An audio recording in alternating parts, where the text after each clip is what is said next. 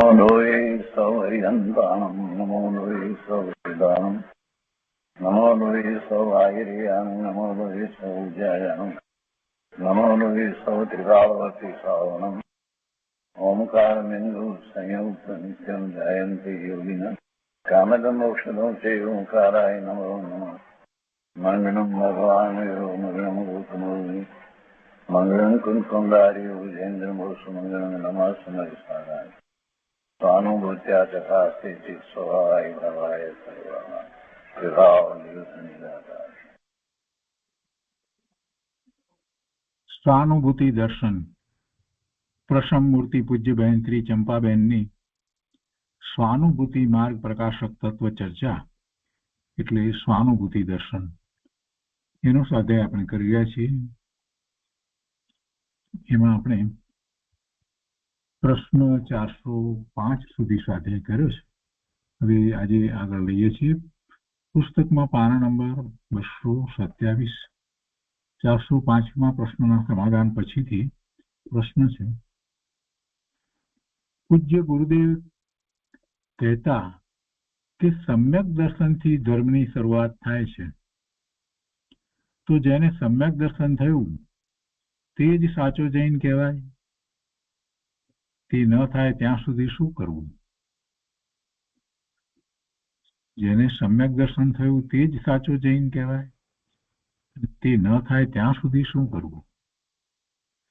કેમ કે પૂજ્ય ગુરુદેવ તો આમ કહેતા હતા કે સમ્યક દર્શનથી ધર્મની શરૂઆત થાય છે.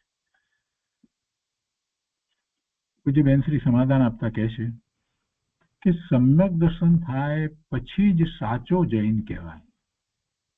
સમ્યક દર્શન ન થાય ત્યાં સુધી ભાવના કરે, વિચારો કરે કે હું જ્ઞાયક છું, આ રાગ મારું સ્વરૂપ નથી, શુભાશુભ ભાવ મારું સ્વરૂપ નથી, 9 પ્રકારના 9 કષાયો અને ક્રોધ, માન, માયા, લોભ આ બધા કષાયો એ મારું સ્વરૂપ નથી, એનાથી જુદો હું ભગવાન આત્મા છું. વળી આ શરીર જેની સાથે રહ્યો છું તે શરીર હું નથી, વિભાવ મારો સ્વભાવ નથી, એમ એનાથી ભેદ જ્ઞાન કરે. આ બધાથી ભેદ જ્ઞાન કરે. જ્ઞાન, દર્શન, ચારિત્રના વિકલ્પ વચમાં આવે પણ એ બધો રાગ છે, સ્વભાવ છે, વિકલ્પ છે ને.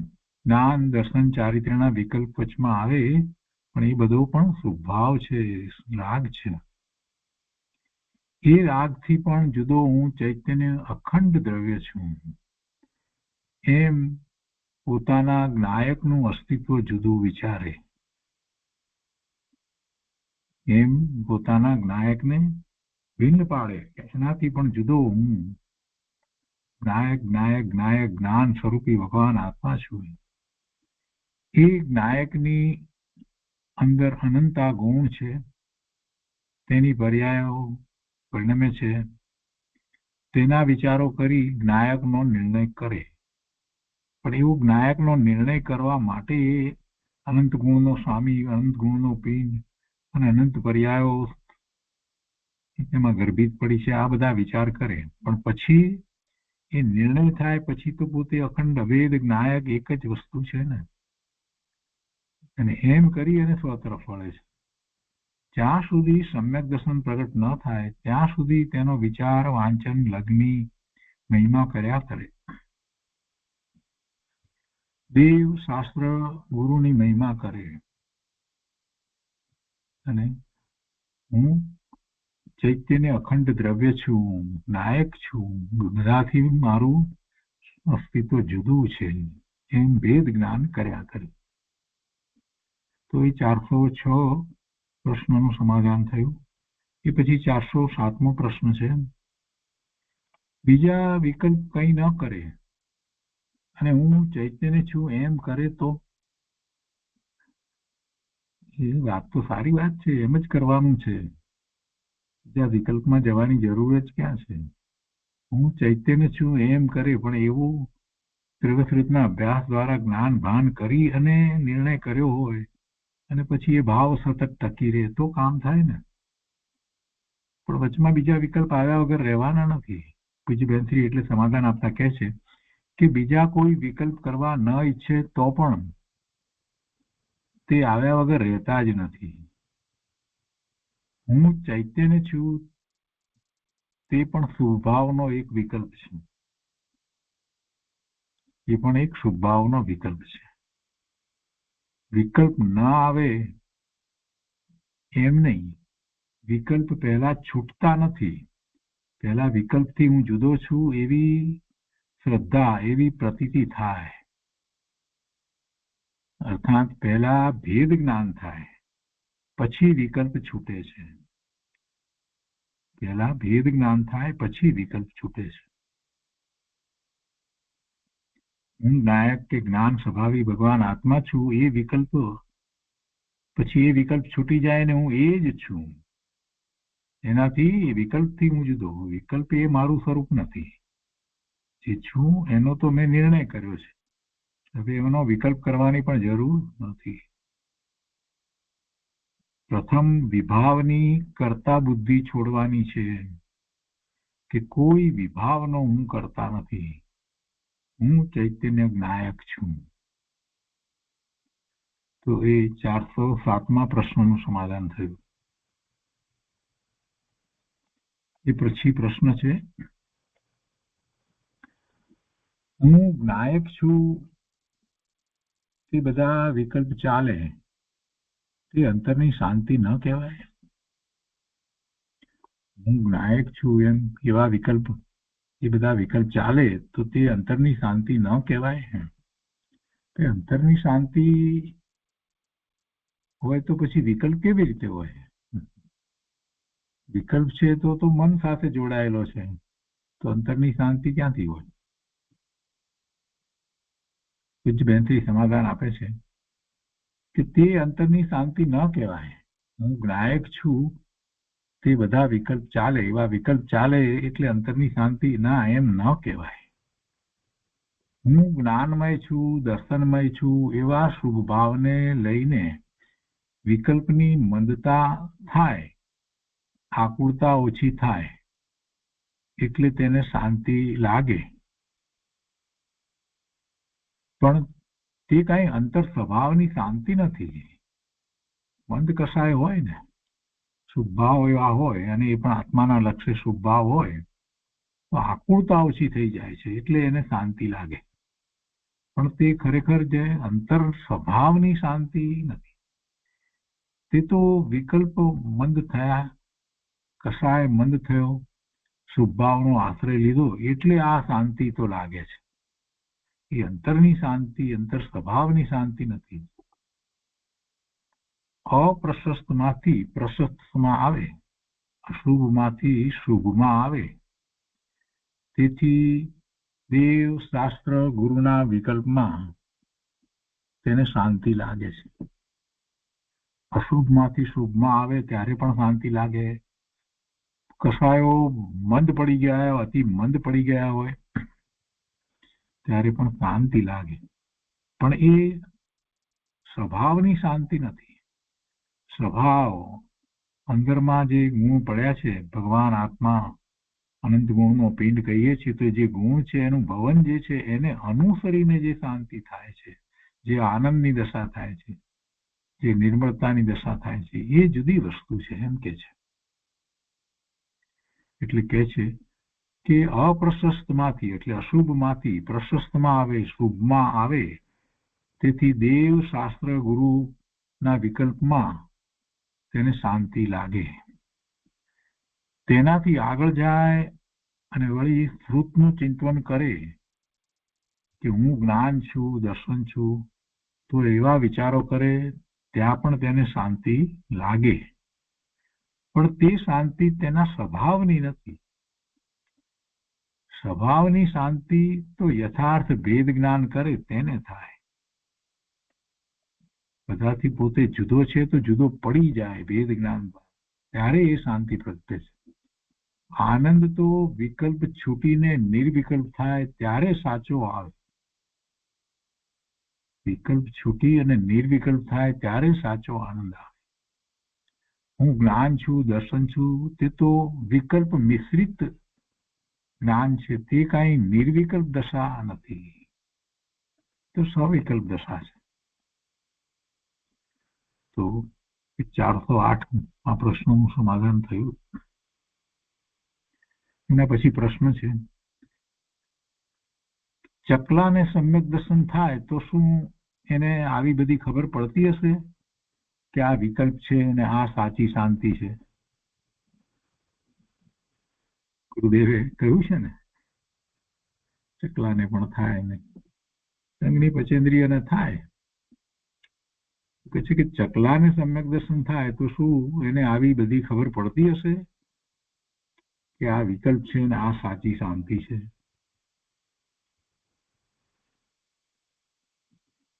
વેન્થલી એનો ઉત્તર આપે છે કે ચકલાને ખબર પડી જાય છે. ચકલાને ખબર પડી જાય છે. 9 તત્વના જ્ઞાન દર્શન ચારિત્રના નામ નથી આવડતા, એ બધા એને નામ ના આવડતા હોય, પણ જે વિચારો આવે છે તે પણ બધી આકુળતા છે. હું તો જુદો છું એવા પોતાના અસ્તિત્વને ગ્રહણ કરી લે છે. બધી આકુળતા છે. હું તો જુદો છું એવા પોતાના અસ્તિત્વને ગ્રહણ કરી લે છે. તેને નામની સંજ્ઞાની જરૂર નથી પડતી, એના નામ આવડે એની જરૂર નથી પડતી. ભાવ ગ્રહણ કરી લે છે. વિકલ્પમાં ક્યાંય સુખ નથી એવી જાતનો ભાવ તેને પ્રગટ થઈ જાય છે. વિભાવ છે તેની આકુળતા ભાસે છે અને અંદરમાંથી ભાવ ભાષણ થઈ જાય છે કે હું કોણ છું.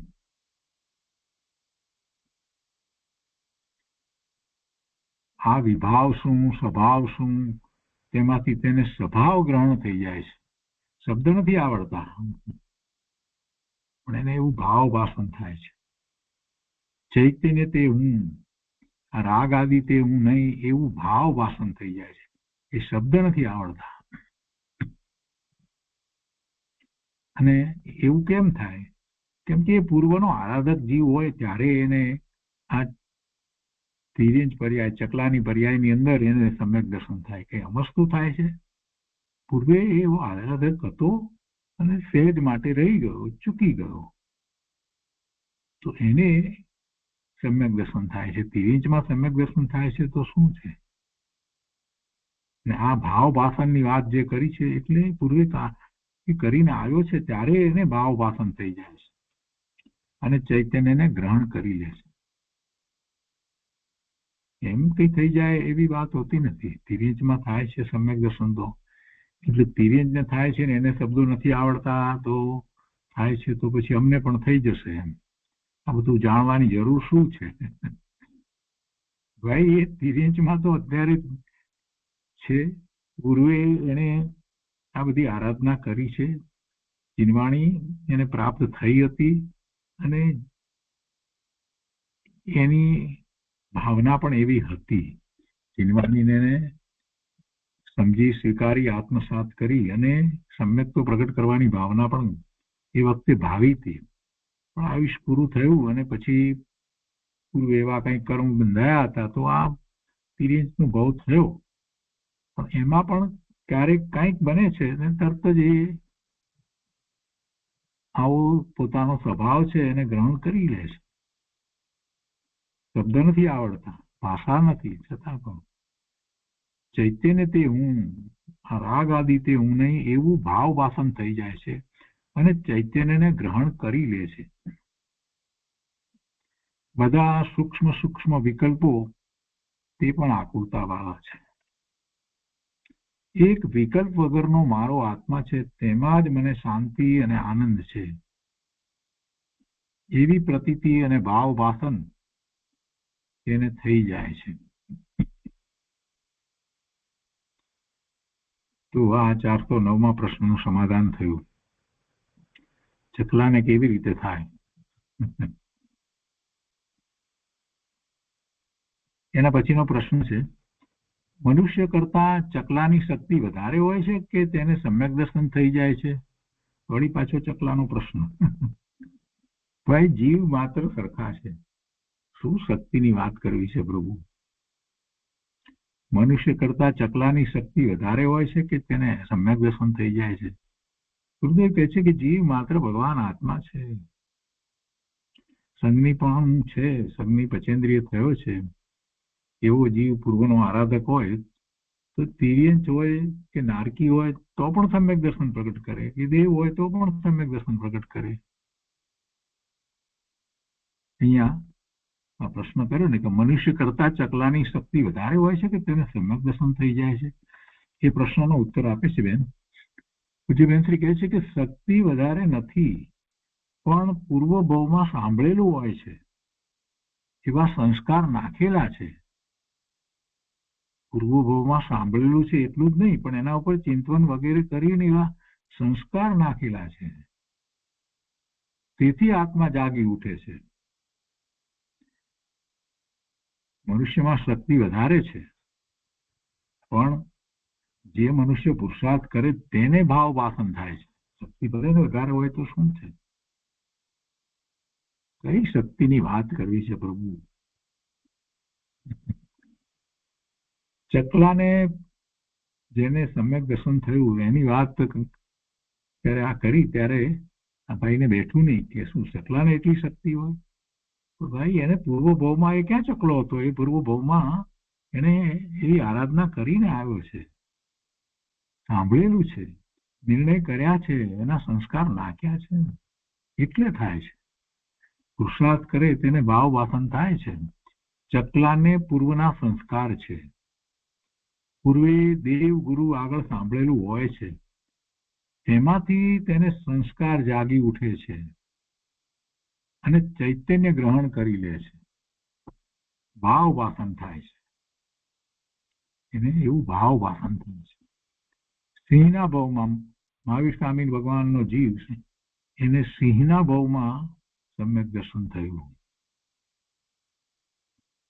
પેલા બે મુનિ આકાશ માર્ગે નીકળ્યા અને પછી એમણે જોયું કે સિંહ પેલા મૃગને મારી નાખતો હતો, ફાડી ખાતો હતો, નીચે આવે છે ને ત્યારે ગુરુદેવ પણ એ વાતને યાદ કરે છે. ત્યારે એમ કે છે કે એ મુનિએ કઈ ભાષામાં સમજાવ્યું હશે ને સિંહ કઈ ભાષામાં સમજ્યો હશે?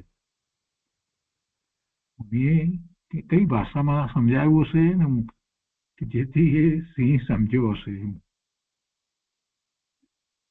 એટલે કહેવાનો આશય ગુરુદેવનો એ હતો કે ભાષા નહીં પરંતુ ભાવ વાસન મહત્વનું છે. એ જ્ઞાની મુનિઓએ જે આકાશ માર્ગે જતા હતા એવા લબ્ધિધારી એમણે ત્યાં આવી અને જે કાંઈ કહ્યું એનો એ ભાવ જે છે એ સિંહના ભાવમાં એ મહાવીર સ્વામી ભગવાનના જીવે ગ્રહણ કર્યું. પૂર્વે પાછું કંઈ કરેલું હોય ત્યારે એ ગ્રહણ થાય, એમને નથી થઈ જતો. પૂર્વનો આરાધક અને ત્યાં જ એને સંગની પચેન્દ્રિય છે ને ભાવ વાસન થઈ જાય છે અને સમ્યક દર્શન થાય છે. એવા ભાવ વાસનની વાત છે. તો એ 410માં પ્રશ્નનું સમાધાન થયું. એના પછીનો પ્રશ્ન છે, કોઈને શાસ્ત્ર અભ્યાસ કરવાની શક્તિ વધારે હોય, કોઈને ઓછી હોય, પણ રુચિનો ભાવ વધારે હોય તો પકડી શકે? ત્યાં શાસ્ત્ર અભ્યાસ કરતા અને પછી એની ચર્ચા કરીને ગુરુદેવે આ વાત આ રીતે કહીને આ દયની વાત છે ને આ બધી જયારે વાતો કરતા હોય ને ત્યારે કેટલાકને એટલો બધો શાસ્ત્ર અભ્યાસ ન હોય એટલે કેટલીક વાત સમજમાં પણ ના આવતી હોય ને તો એને એમ થઈ જાય કે આ બધાને તો આટલો બધો શાસ્ત્ર અભ્યાસ ને આટલું યાદ છે ને આ બધી શક્તિ વધારે છે, મને નથી, તો શું થાય? પણ મને સમ્યક દર્શન મારે પ્રગટ કરવું છે. તો કે છે એવું જયારે થયું હોય ત્યારે એને એમ થાય કે ના સમ્યક દર્શન તો પ્રગટ કરવું જ છે. હવે એટલું શાસ્ત્રનું જ્ઞાન નથી, દ્રવ્યસ્વરૂપનો એટલો અભ્યાસ નથી, વાંચે છે પણ બધું યાદ પણ કદાચ ના રહેતું હોય, કેટલીક અપેક્ષાથી વાત ગુરુદેવ સમજાવતા હોય અપેક્ષા ન સમજાતી, આવું પણ બનતું હોય. તો કે છે કે કોઈને શાસ્ત્ર અભ્યાસ કરવાની શક્તિ વધારે હોય, કોઈને ઓછી હોય પણ રુચિનો ભાવ વધારે હોય તો પકડી શકે? જે બેનશ્રી સમાધાન આપે છે કે કોઈને અભ્યાસ કરવાની શક્તિ ઓછી હોય, એટલે કે કોઈને શાસ્ત્રનું જ્ઞાન ઓછું હોય, તો પણ જો તેને રુચિ વધારે હોય તો તેને ભાવ વાસન થઈ જાય કે હા હું ચૈતન્ય છું, હા હું ચૈતન્ય છું, એવું ભાવ વાસન થઈ જાય. મંદ કસાય હોય અને એક જ વાતનું રટણ ને એક વાત પકડાઈ હોય, સમજાયું હોય, તો ભેદ જ્ઞાન કરી લે, હા હું ચૈતન્ય છું.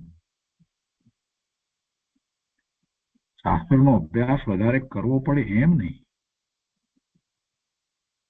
કેટલાકને શાસ્ત્રનો અભ્યાસ જાજો કરવો ન પડે અને એકદમ પુરુષાર્થ ઉપડે, સ્વતરે એટલો બધો વળી જાય, જે વાત કહી છે, જે પકડાઈ છે, સમજાય છે, હું ચૈતન્ય ચૈતન્ય ચૈતન્ય, આ જ મારું અસ્તિત્વ, બીજું કોઈ મારું અસ્તિત્વ જ નથી. આ ચૈતન્ય, આ ચૈતન્ય તે હું, નાયક તે હું. એમાં વારંવાર વારંવાર એનું જ રટણ ને એનો જ અભ્યાસ ને નિર્ણય ને એ તરફ વારંવાર વળતો જાય, એવો પુરુષાર્થ ઉપડે, એવો પુરુષાર્થ ઉપડી શકે. રુચિ ઘણી હોય તો ના ભ્રમણનો થાક લાગ્યો હોય સાચા અર્થમાં, કે બસ હવે ભાવના ભ્રમણ નથી જોઈતા, એટલે રુચિ પણ ખૂબ હોય. તો કેટલાકને શાસ્ત્રનો અભ્યાસ વધારે ન હોય અને એકદમ પુરુષાર્થ એવો ઉપડે તો સમ્યક દર્શન ભાવ ભાષણ થાય અને સમ્યક દર્શન થાય. પણ એનો અર્થ એમ નથી કે શાસ્ત્ર અભ્યાસ ન કરવો, એમ કહેવાનો આશય નથી. ઓછો શાસ્ત્ર અભ્યાસ હોય પણ ભાવ એના એવા હોય કે મારે તો સમ્યક દર્શન પ્રગટ કરવું જ છે, અને એ માટેનો જે પુરુષાર્થ કરવાનો છે તે તત્વ નિર્ણય, આત્માનો નિર્ણય, અને એ જ હું, એ જ હું, એ જ હું, એવી દ્રઢતા, બીજું બધું પોતાથી જુદું એવું ભેદ જ્ઞાન, આ બધું થવું જોઈએ. આ 411માં પ્રશ્નનું સમાધાન થયું. એ પછી પ્રશ્ન છે, પુરુષાર્થ કરવાના 5 કારણો છે, તેમાં મુખ્ય કારણમાં શું લેવું? પુરુષાર્થ કરવાના 5 કારણો કેમ કેવા કરતા દરેક કાર્ય થાય છે તો 5 સમવાય પૂર્વક થાય છે, એમાં એક પુરુષાર્થ છે, એ જ મુખ્ય કરવાનો છે, બાકી 4 તો આવી મળે છે. અહીંયા કે છે કે જે બેનશ્રી કહે છે કે કાળલબ્ધિ આદિ હોય પણ તેમાં પુરુષાર્થ મુખ્ય છે. દરેકમાં પુરુષાર્થ તો ભેગો જ હોય. પોતાનો પુરુષાર્થ કારણ બને છે, તે સાથે સ્વયંક્ષમ એવી જાતનો ઉઘાડ હોય છે, કાળ પાકેલો હોય છે. પોતાનો પુરુષાર્થ મુખ્ય કારણ બને છે અને બાકીના કારણો દરેકમાં સાથે હોય છે, બાકીના કારણો સાથે હોય છે. પુરુષાર્થની કચાશ છે, બધી કચાશ છે. બીજા બધા કારણોમાં એને કરવા પણ નથી હોતું. સમવાયની અપેક્ષાથી આપણે જાણીએ છીએ કે સ્વભાવ છે, જ્ઞાન સ્વભાવ છે, એમાં શું કરવાનું છે? એનો જ્ઞાન સ્વભાવ છે તો જ્ઞાન થવાનું જ છે. અને જે સમયે જે પર્યાય થવાની છે તો એવી જ પર્યાય થવાની છે, જ્ઞાનની જ પર્યાય થવાની છે. અને જે સમય થવાની છે એની જન્મક્ષણ છે, એટલે એ કાળ લબ્ધિ પાકી. અને જ્યારે એવું હોય ત્યારે નિમિત્ત પણ એવા જ હોય. સામે જે કર્મ જે છે તો એ કર્મનું પણ પછી એ રીતે જેના ઉપશમ ક્ષયોપશમ વગેરે થાય. પણ એ બધું ક્યારે થાય છે? જીવના પોતાના ભાવ, પોતાનો પુરુષાર્થ જે છે એ આત્માના લક્ષ્ય પુરુષાર્થ થાય છે, ત્યારે એવા ભાવ હું શુદ્ધ નાયક નાયક નાયક ભેદ જ્ઞાન કરે અને એમાં જ રોકાઈ જાય છે. એવો પુરુષાર્થ ઉપડે તો પેલા તો બધા 4 કારણો તૈયાર જ છે. એટલે બાકીના કારણો દરેકમાં સાથે હોય. પોતાનો પુરુષાર્થ મુખ્ય કારણ બને છે અને બાકીના કારણો દરેકમાં સાથે હોય છે. પુરુષાર્થની કચાશ એ બધી કચાશ છે, એટલે પુરુષાર્થમાં કચાશ છે તો પછી નથી થતું. તું તૈયાર થા, તારો પુરુષાર્થ તૈયાર થાય તો બધા કારણો આવીને મળે છે. કોઈ કારણો બાકી રહેતા નથી. તારા પુરુષાર્થની કચાશ એ કચાશ છે, એ કચાશને દૂર કર, પુરુષાર્થ કર. પુરુષાર્થમાં કચાશ ન હોય. પુરુષાર્થ કરનારને મારો કાળ પાક્યો નથી, મને કાંઈ સાંભળવા મળ્યું નથી, દેશના લબ્ધિ મળી નથી, એવું હોતું નથી. એવું કાંઈ હોય નહીં. પુરુષાર્થ કરનારને એવું હોતું નથી. એટલે તારો પુરુષાર્થ જાગ્યો હશે તો બધા કારણો તને અંદર આવીને મળશે. જો તારો પુરુષાર્થ મંદ હશે, જો તારા પુરુષાર્થમાં ખામી હશે, કચાશ હશે, ઢીલાશ હશે, તો બધી કચાશ છે. જેને અંતરમાંથી કરવું છે તેને મને દેશના મળી નથી એમ ન હોય. હું કર્યા વગર રહેવાનો જ નથી એમ જેને હોય તેને દેશના મળી જ હોય. હું કર્યા વગર રહેવાનો જ નથી એમ જેને હોય તેને દેશના મળી જ હોય. જેને પુરુષાર્થ ઉપડે તેને દેશના કાળ વગેરે બધું પાકેલું જ હોય છે. એવો પુરુષાર્થની સાથે દરેક કારણોનો એ સંબંધ છે. દરેક કારણોને એવો સંબંધ છે. જેનો પુરુષાર્થ ઉપડે તેને દેશના કાળ વગેરે બધું પાકેલું જ હોય. એવો પુરુષાર્થની સાથે દરેક કારણોને સંબંધ છે. પેલી લબ્ધિ અપેક્ષા એ 5 લબ્ધિની આપણે વાત કરીએ, એ લબ્ધિ આમ તો કેવળી ગમે છે. એટલે એ લબ્ધિ ખરેખર શું છે? જે જીવના ભાવ છે, અંદરમાં જે એના એવા ભાવ છે અને એ જે ચાલી રહ્યું છે એની વાત એમાં લેવામાં આવી છે. અને એ વખતે કર્મ વગેરેનું શું છે એની વાત લેવામાં આવી છે. પણ મૂળ વસ્તુ તો સ્વરૂપના લક્ષ્ય એનો પુરુષાર્થ છે. એ 412મા પ્રશ્નનું સમાધાન થયું. એ પછી પ્રશ્ન છે, અંદરમાં એમ છે કે બસ ગમે તેમ કરીને મરીને પણ આ જ કરી લેવું, બીજું કાંઈ કરવું નથી. શું કે છે? અંદરમાં એમ છે કે બસ ગમે તેમ કરીને મરીને પણ આ જ કરી લેવું, બીજું કાંઈ કરવું નથી. ભાવના સારી છે. બેનથી કહે છે કે સમાધાનમાં કહે છે, વાત કરી છે, ભાવના આવે છે, એ સારી ભાવના છે, પણ તે કાર્યમાં મુકાય નહીં ત્યાં સુધી કાંઈ થાય નહીં. ત્યાં સુધી કાંઈ ન થાય. કાર્યમાં મુકાવવું જોઈએ. બસ એટલી ભાવના છે, રુચિ છે, તો પછી કાર્યમાં મુકાવવું જોઈએ. એટલે એવો પુરુષાર્થ ઉપડવો જોઈએ. તે એમ કહે કે ગમે તેમ કરીને પણ કરવું છે, પરંતુ કાર્યમાં મૂકતો નથી તો કેમ થાય? કાર્યમાં મૂકવું પડે ને. સતત એવી જાગૃતિ, તત્વનો નિર્ણય અને ભેદ જ્ઞાન સતત રહે તો કંઈક કાર્ય થાય છે. એ વિના કાર્ય થતું નથી. સમ્યક દર્શન આ ભાવમાં પ્રગટ કરવું જ છે, એ તો વાત બરાબર છે. પણ પછી સમ્યક દર્શનમાં તો તત્વ નિર્ણય, પોતાના તત્વનો, આત્મ તત્વનો નિર્ણય, એવો નિર્ણય કરવા જાય છે. દ્રવ્યસ્વરૂપના અભ્યાસમાં જે કંઈ વાત આત્મા વિશેની સાંભળી છે એ બધી વાતને પોતાની ઉપર ઉતારે છે કે આ જ, બસ આ જ મારું સ્વરૂપ છે. ગુરુદેવે આજે 47 શક્તિનું વર્ણન કર્યું અને એ બધા પ્રવચનો સાંભળ્યા ત્યારે દરેક વખતે એમ થાય કે હા, આ જ વસ્તુ મારી છે, આ જ હું છું, આ જ મારું સ્વરૂપ છે, અખંડ છે, અભેદ છે, એ હું છું, એ હું છું, એ હું છું. એમ પોતાની સાચી ઓળખ ઊભી કરે છે ત્યારે ઉપયોગ એ તરફ જાય છે. ઉપયોગ સ્વ તરફ વળે કે ક્યાંથી? આ કઈ ઇન્દ્રિય જ્ઞાનનો વિષય નથી કે તમે એ તરફ ઉપયોગને વાળી દો. ઉપયોગને સ્વ તરફ વાળવા માટે પોતે સ્વ કોણ છે એવી સાચી સમજ કરી અને એવી ઓળખાણ પોતે ઊભી કરવી પડે કે હું આ છું. અને વર્તમાનમાં જે પોતાની ઓળખાણ એને પકડી રાખી છે ને, હું મનુષ્ય છું ને, રમેશ છું ને, એ બધી ઓળખાણ એને છોડી દેવી પડે.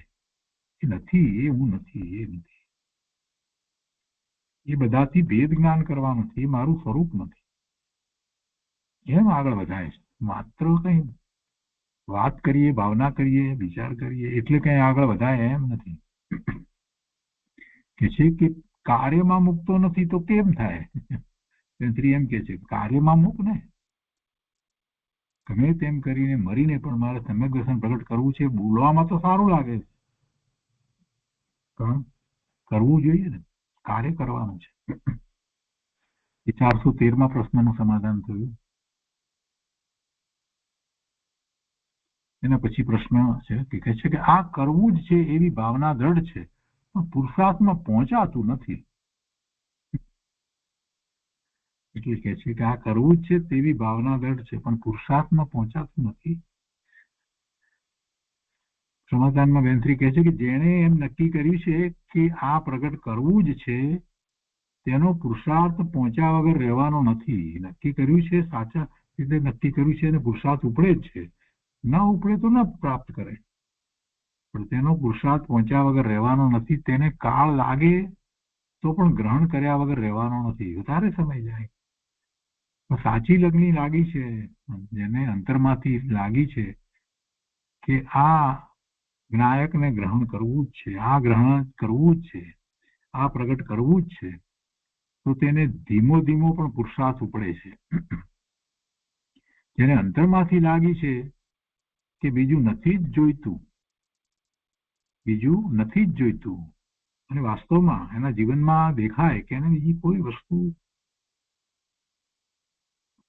માં એને સુખની બુદ્ધિ થતી નથી, એને પ્રાપ્ત કરવું કે બીજી બધી બહારમાં જે વસ્તુ છે એને જાણવાની જિજ્ઞાસા વગેરે પણ થતી નથી. ઉદાસીનતા આવી ગઈ છે. એક પોતાનું સ્વરૂપ આવી ઉદાસીનતા આવવી જોઈએ. અહીંયા તો 5 નવી વસ્તુ કોક લઈને આવ્યું હોય, નવી નવા સેલફોન ને નવું આ ને નવું તે, નવું કોમ્પ્યુટર, બસ બધું ભૂલી જાય. સ્વાધ્યાયમાં બધી વાત હતી બધાથી જુદો, અને આ બધી ભેદ જ્ઞાનની વાત હતી, એ બધી વાત ભૂલી જાય છે. એ જ બતાવે છે કે અંતરમાં હજી એવી લગ્ની લાગી જ નથી. બીજામાં બધે રસ પડે છે ને, આટલો બધો રસ પડે છે. સ્ટોરમાં જાય છે તો અનેક વસ્તુઓ જુએ છે. જોઈતું કાંઈ નથી, લેવા કાંઈ ગયો જ નથી, ખાલી અમસ્તો સાથે કોઈની સાથે ગયો છે તો એ જુએ છે. કે તને અંદરની લગ્ની લાગી હોય તો ત્યાં બેઠા બેઠા ત્યાં એક જગ્યાએ શાંતિથી બેસી અને આ સ્ટોર ને આ બધું વસ્તુ ને આ બધું એના સાથે મારે શું સંબંધ છે? વસ્તુમાં રહી બધા ભૂતગળ પરમાણુના સ્કંદ છે, હું ભગવાન આત્મા છું. ત્યાં એમ થાય, એવા જ વિચાર ચાલે. કઈ સ્ટોરમાં જઈએ અને આંખથી દેખાય એટલે કે બદલાઈ જઈએ? ના, ઇન્દ્રિય જ્ઞાન થાય એટલે કઈ આપણે બદલાઈ જવાનું એવું તો હોય નહીં. જો ઇન્દ્રિય જ્ઞાન દ્વારા બદલાઈ જતા હોઈએ આપણે, તો નિર્ણય જ પાકો નથી, રુચિ જ થઈ નથી, સાચી રુચિ થઈ જ નથી. કરવું છે માત્ર બોલાય છે, બાકી સાચી રુચિ નથી થઈ. જેને અંતરમાંથી લાગી છે કે બીજું નથી જોઈતું અને આ જ જોઈએ છે, આત્મા જ જોઈએ છે, તો કાળ લાગે તો પણ પ્રગટ કર્યા વગર રહેવાનો નથી. કેમ કે પ્રગટ એટલા માટે કરવાનો જ છે કેમ કે એ પોતે જ છે, બીજો નથી. એટલે બીજાની મદદની જરૂર નથી, બીજાની અપેક્ષા નથી, પોતે જ છે, બીજો નથી. માટે પોતાને લગ્ની લાગી છે તો તે પહોંચવાનો જ છે. કાળ લાગે, વખત જાય તો પણ અંતરની રુચિ પ્રગટ થાય, ખરેખર અંદરમાંથી એવી રુચિ પ્રગટ થઈ હોય તો તે પહોંચ્યા વગર રહે જ નહીં. ભલે કાળ લાગે, વધારે સમય લાગે, પણ અંતરમાં જેને લગ્ની લાગી તે પહોંચ્યા વગર રહેવાનો નથી. એ 414 પ્રશ્નનું સમાધાન થયું. એ પછી 415મો પ્રશ્ન છે. એ છે કે પૂજ્ય ગુરુદેવ અને આપે ઘણા ખુલાસા કરવા છતાં હજુ સુધી પુરુષાર્થ ઉપડતો નથી, એનું દુઃખ અને શરમ થાય છે. અને એમ પણ થાય છે કે ક્યાં સુધી પ્રશ્નો કર્યા કરવા. શું કે છે બેનશ્રી? આગળ એ પોતે હૃદય ખોલે છે. મનની વાત કહે છે કે પૂજ્ય ગુરુદેવ અને આપે ઘણા ખુલાસા કરવા છતાં ઘણા ખુલાસા કર્યા છે, આપે પણ બહુ ખુલાસા કર્યા છે. આ સહાનુભૂતિ દર્શનમાં કર્યા છે. બેન્સીના વચનામૃતની અંદર પણ કેટલી બધી વાત, એના ઉપર પૂજ્ય ગુરુદેવે પ્રવચન આપ્યા.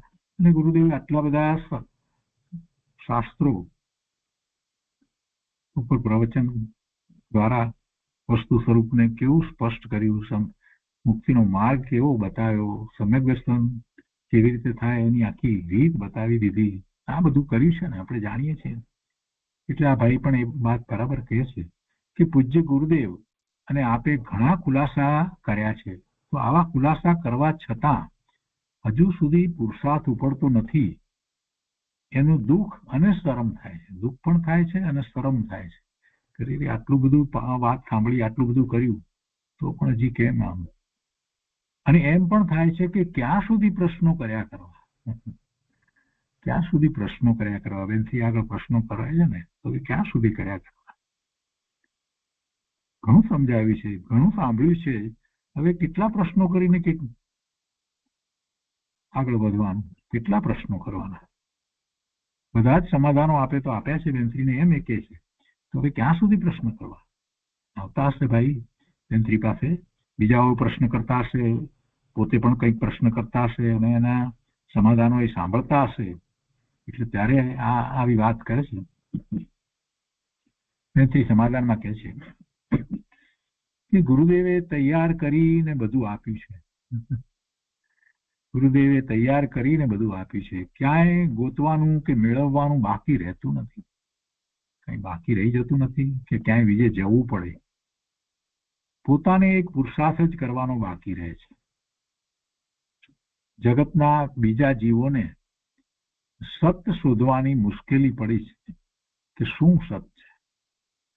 જેમણે આ ગુરુદેવની વાણી સાંભળી નથી, બેનશ્રી પાસેથી સમજ મેળવી નથી, શાસ્ત્રનો અભ્યાસ કોઈ એવા મહાજ્ઞાની સંત પુરુષની નિશ્રામાં કર્યો નથી, એવા બીજા જીવોનો વિચાર કરીએ તો ખ્યાલ આવે કે એમને આ સત શોધવામાં કેટલી મુશ્કેલી પડે છે કે શું સત છે, શું આત્મા છે, આત્માનું સુખ ક્યાં છે. એમ સત શોધવું મુશ્કેલ પડે છે. પણ ગુરુદેવે ગોતીને તૈયાર કરીને સ્પષ્ટ કરીને આપ્યું છે, બધું જ આપી દીધું છે. બહાર ક્રિયામાં દ્રષ્ટિ હતી, તે છોડાવી અને અંદરમાં વિભાવ ભાવ તારો સ્વભાવ નથી. સૂક્ષ્મમાં સૂક્ષ્મ અને ઊંચામાં ઊંચો શુભભાવ હોય, તે પણ તારો સ્વભાવ નથી. તું ભેદમાં રોકાય તે પણ તારું મૂળ શાશ્વત સ્વરૂપ નહીં. એમ ગુરુદેવે અંદરમાં દ્રષ્ટિ એકદમ ઊંડી જાય એટલું ચોખ્ખું કરીને, ક્યાંય ગોતવું ન પડે કે શોધવું ન પડે, એ રીતે બતાવ્યું છે. ભેદમાં પણ રોકાય નહીં, ગુણ ગુણીનો ભેદ ને આ તે બધામાં પણ રોકાય નહીં, નય વગેરેની વાતમાં પણ રોકાય નહીં. બધું સમજાવી દીધું છે, સમજી લીધું, આત્મસાત કરી લીધું, તો હવે પછી શું બાકી રહ્યું? ક્યાં રોકાવું છે? ક્યાંય રોકાવાની પણ જરૂર રહેતી નથી, એવું ગુરુદેવે સ્પષ્ટ કર્યું છે. બધું એવું બરાબર બતાવ્યું છે. જગતના દરેક જીવોને સત સાંભળવા મળતું નથી ભાઈ. એ તો એવા પુણ્ય હોય, એવા ભાગ્ય હોય એને મળે છે. જગતના દરેક જીવોને સત સાંભળવા મળતું નથી. તેથી કોઈ ક્યાંય ફસાઈ જાય છે, ધર્મના નામે ક્યાંય પોતાની મતિ કલ્પના અથવા તો બીજા એવા જે ધર્મનું સ્વરૂપ નથી જાણતા એની વાતમાં એ ક્યાંય આવી જાય છે અને એને ધર્મ માને છે, મુક્તિનો માર્ગ માને છે. કોઈ ક્યાંય ફસાઈ જાય છે. તારે તો ગોતવા જવું પડે એમ નથી. કેમ કે કહે છે ને કે ગુરુદેવે ઘણું સમજાવ્યું છે, ઘણું સ્પષ્ટ કર્યું છે, આપે પણ બધા સમાધાનો આપ્યા છે. એમ કહે છે ને કે ભાઈ તારે તો એમાંનું કાંઈ કરવા જવું પડે એમ નથી. એક પુરુષાર્થ જ કરવાનો બાકી રહે છે. ગુરુદેવે બધું તૈયાર કરીને આપ્યું છે. બહુ સરસ વાત કરી. આપણે પણ એ વાતનો વિચાર કરવાનો છે કે આપણને જે પ્રાપ્ત થયું છે એવું કેટલા જીવોને પ્રાપ્ત થયું હશે. તો પછી આપણે સાચી દિશામાં પુરુષાર્થ ન કરીએ? કેમ ન કરીએ?